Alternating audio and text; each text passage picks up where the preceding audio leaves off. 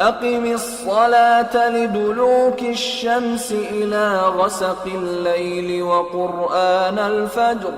إن قرآن الفجر كان مشهودا ومن الليل فتهجد به نافلة لك عسى أن يبعثك ربك مقاما محمودا وقل رب أدخلني مدخل صدق وأخرجني مخرج صدق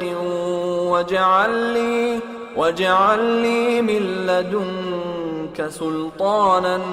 نصيرا وقل جاء الحق وزهق الباطل إن الباطل كان زهوقا وننزل من القرآن ما هو شفاء ورحمة للمؤمنين ولا يزيد الظالمين إلا خسارا وإذا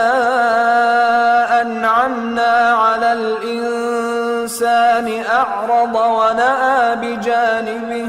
وإذا مسه الشر كان يئوسا قل كل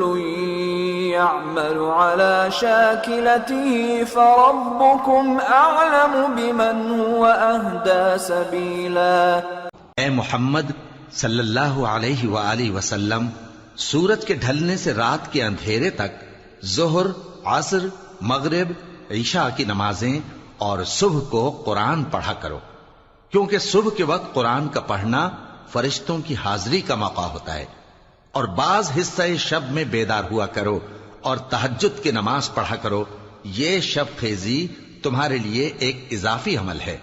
امید ہے کہ اللہ تم کو مقام محمود پر فائز فرمائے۔ اور کہو کہ اے پروردگار، مجھے مدینے میں اچھی طرح داخل کیجو اور مکے سے اچھی طرح نکالیو،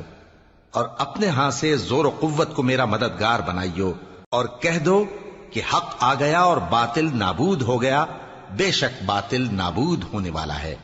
اور ہم قرآن میں وہ چیز نازل کرتے ہیں جو مومنوں کے لیے شفا اور رحمت ہے، اور ظالموں کے حق میں تو اس سے نقصان ہی بڑھتا ہے۔ اور جب ہم انسان کو نعمت بخشتے ہیں تو روح گرداں ہو جاتا ہے اور پہلو پھیر لیتا ہے، اور جب اسے سختی پہنچتی ہے تو نا امید ہو جاتا ہے۔ کہہ دو کہ ہر شخص اپنے طریق کے مطابق عمل کرتا ہے، سو تمہارا پروردگار اس شخص سے خوب واقف ہے جو سب سے زیادہ سیدھے رستے پر ہے۔